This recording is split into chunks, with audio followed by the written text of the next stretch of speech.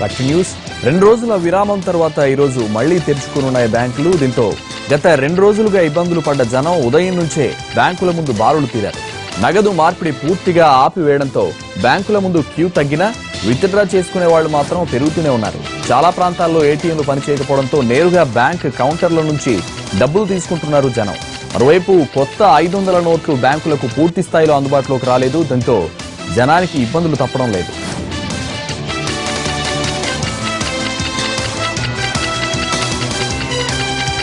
నోట్ల రద్దు ప్రభావంపై చర్చించేందుకు ఈ రోజు సమావేశమవుతుంది తెలంగాణ కేబినెట్. కేంద్ర ప్రభుత్వ నిర్ణయంతో రాష్ట్ర ఆదాయానికి భారీగా గండిపడుతుందని ఆందోళన వ్యక్తం చేస్తోంది ప్రభుత్వం.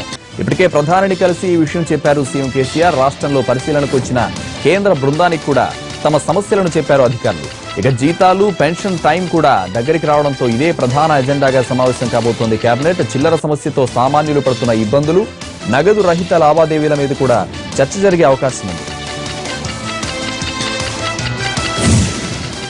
ఎస్సీ వర్గీకరణ కోసం జరుగుతున్న పోరాటంలో భాగంగా పరేడ్ గ్రౌండ్స్ లో ధర్మయుద్ధం మహాసభను నిర్వహించింది ఎంఆర్పీఎస్. ఈ భారీ బహిరంగ సభకు వివిధ పార్టీల నేతలు హాజరై తమ మద్దతును ప్రకటించారు. మాదిగల కోసం అవసరమైతే కొట్లాడేందుకు సిద్ధంగా ఉన్నట్లు చెప్పారు కేంద్ర మంత్రి వెంకయ్యనాయుడు. ఎస్సీ వర్గీకరణకు కాంగ్రెస్ పార్టీ అనుకూలమని ఆ పార్టీ నేతలన్నారు. తనకు వ్యక్తిగతంగా ఎవరితోనూ శత్రుత్వం లేదన్న మందకృష్ణ సీఎం అపాయింట్మెంట్ కూడా ఇవ్వలేదని తప్పుబట్టారు. దళిత సీఎం హామీని కేసీఆర్ నిలబెట్టుకోలేదన్నారు. వరంగల్ అర్బన్ జిల్లాలో పర్యటించిన మంత్రి ఈటెల రాజేందర్ జిల్లాలో పలు అభివృద్ధి కార్యక్రమాలకు శంకుస్థాపన చేశారు. రైతు సంక్షేమానికి తమ ప్రభుత్వం కృషి చేస్తోందని చెప్పిన మంత్రి వ్యవసాయానికి 24 గంటల పాటు కరెంటు అందుబాటులో ఉంచుతామని చెప్పారు. టీఆర్ఎస్ పార్టీపై ప్రజలు ఉంచిన విశ్వాసాన్ని ఎట్టి పరిస్థితుల్లోనూ వమ్ము చేయమని చెప్పారు ఈటెల.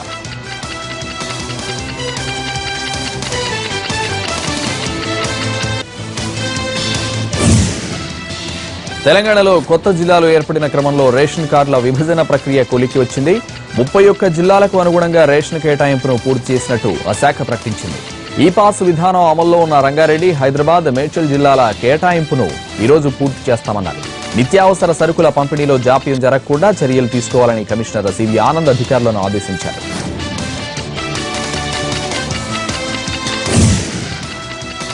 2-3 వేల కోసం జనం ఇబ్బంది పడుతుంటే మరోవైపు అక్రమ మార్గంలో తరలిపోతున్న లక్షల రూపాయల కొత్త నోట్లు పోలీసులకు పట్టుబడుతున్నాయి. హైదరాబాద్ లో 19,02,000 నోట్లు దొరికిన ఘటన మర్చిపోకముందే ఇంకో 9 లక్షల రూపాయలను సీజ్ చేశారు పోలీసులు.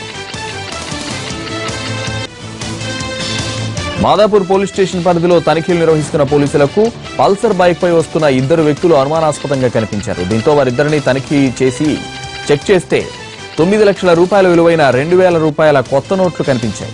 నిందితులిద్దరూ 23% కమిషన్ మీద నగదు మార్పిడి చేస్తున్నట్లు పోలీసుల విచారణలో తేలింది.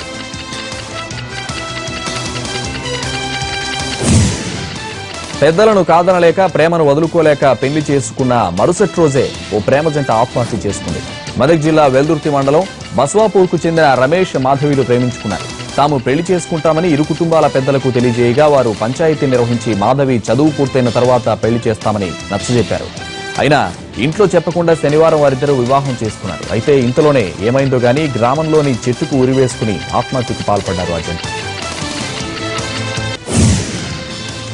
కృష్ణా జిల్లా నాగాయలంకలో విషాదం చోటు చేసుకుంది. సముద్ర స్నానానికి వెళ్లిన 4 వ్యక్తులు గల్లంతయ్యారు.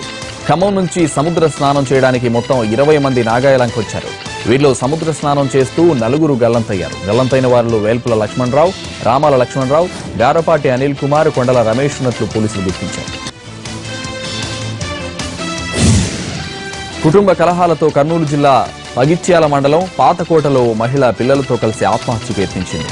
స్థానికంగా నివాసం ఉంటున్న లలితమ్మ అనే మహిళ తాను పురుగుల మందు తాగడంతో పాటు తన 3 పిల్లలు వర్షిత, లక్ష్మీ ప్రసన్న, నిశాంతలకు కూడా తాగించింది.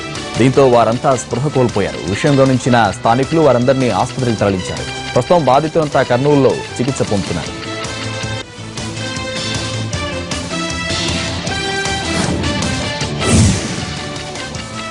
స్వామి శ్రద్ధానంద జీవిత చరిత్ర, భారత స్వాతంత్ర్య ఉద్యమంలో ఆయన నిర్వహించిన పాత్రపై సీనియర్ జర్నలిస్ట్ ఎంవీఆర్ శాస్త్రి రచించిన అసల్ మహాత్మా అనే హిందీ పుస్తకం ఢిల్లీలో విడుదలైంది.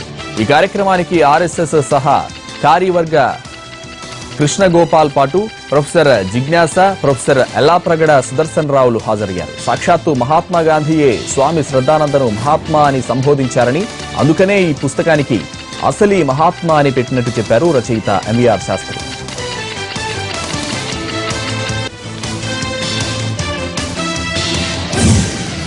ప్రముఖ చిత్ర నిర్మాణ సంస్థ కమర్ ఫిల్మ్ ఫ్యాక్టరీ మొదటిసారిగా ఇండోర్ స్పోర్ట్స్ రియాలిటీని లాంచ్ చేసింది.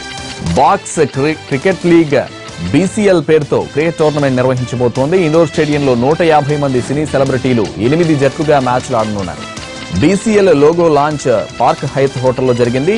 Majnu fame Priyashri, Femina Miss India World Athithi Rai, Bollywood నటి నేహా అనుజ, ఇజం మూవీ హీరోయిన్ సౌమ్యలో లోగో లాంచ్ చేసి ప్రోగ్రాం పాల్గొన్నారు.